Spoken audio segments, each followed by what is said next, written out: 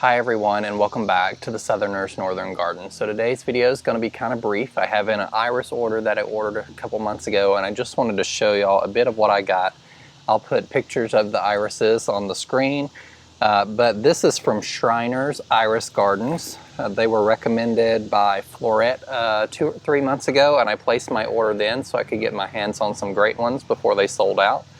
I was really impressed with the order I got. So these are really big rhizomes. You can see the very healthy roots. These have been in the box about a week. I probably should have planted them out by now, but I haven't. You can see it's starting to put on some new growth. They cut it into a fan shape and these leaves kind of dry up. But when you put it in the ground, it'll just start growing beautifully. So I'm going to go through these. This was actually a bonus that I got. So when I place my order, sometimes you can get bonus irises depending on what special they're running. And I ended up getting, I think, 3 bonus plants, which is quite a lot considering how many I purchased to begin with. So I went out this morning and picked some dahlias from the Vigo garden bed dahlia project I had. My dahlias are blooming a bit late this year. These are kind of going out, but they're still beautiful, so I wanted to share them with you. So I cut a little bouquet this morning. So I've got various varieties in here. The smallest one I probably received was also actually a bonus, and it's called Gilded Edge Bond. And you can see the size there compared to this one. All irises are different sizes anyway, so that's not an indication of what you'll actually receive based on what you buy. I'm really impressed with what they actually gave me for my purchase. I had previously purchased irises, rhizomes from like Lowe's or something, and they'll come and they look half dead. They usually continue to produce and bloom for me, but these are really excellent for the price that they charged. So I'm going to go over them briefly. Candy coating was one that Florette Flower recommended, so I got one of those. It is a beautiful pink iris, a really vivid pink. We have Agate Beach, which is a purple with yellow. Victoria Falls, which is this really soft pale blue. Autumn Sunrise, which is a reblooming iris. I didn't know reblooming irises existed until I started looking at their website, and I got those to go in the front flower bed around where the big container is where the Super Tunia bubble gum is. I think those would look good. They're a beautiful like peachy color, and they'll bloom a couple times a year. Blueberry Tart, which is a blue and gold iris. Ragtop Day, which is white and blue. Gilded Edge Bond, which is the one I just showed you. This one, the smallest one. It was a bonus. I got Petalpalooza, which also was a bonus, and it's one of the biggest ones here.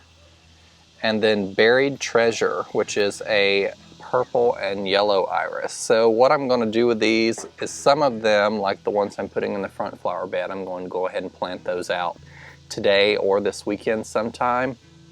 The others I'm going to stick in containers. If you've been watching my channel, you know I just created all these new flower beds.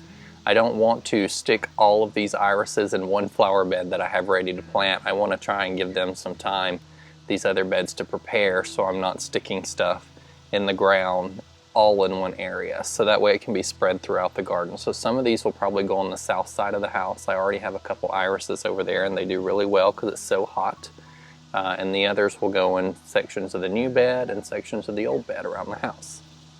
When you plant an iris, you have to be very careful because you just want the soil to be at root level. So you see all the roots under here? The rhizomes actually like to get sunlight. So you just want to bring the soil to root level down here, and they basically just sit on top of the soil almost with the roots underground. So that's a little planting tip. They're relatively easy to plant given this size. I will probably use my power planter auger and dig a little 3-4 inch hole, enough to get the soil really fluffy. Stick them in the hole with the rhizome above the soil line and just fill the soil back in around there. I may throw some fertilizer on them just to get them going and prepared for fall, and that'll be it. So thank you guys for joining me today. I hope you enjoyed this video. Go check out Schreiner's Iris Gardens. I'm sure they still have a ton of stuff available, although they'll probably be running out soon. I believe they're still shipping through September.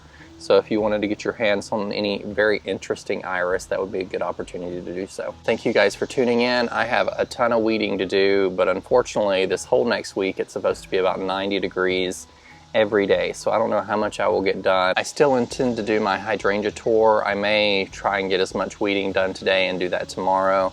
It's unlikely at this point in the month that I will end up doing a full-fledged garden tour, unfortunately. We'll have to roll that into September.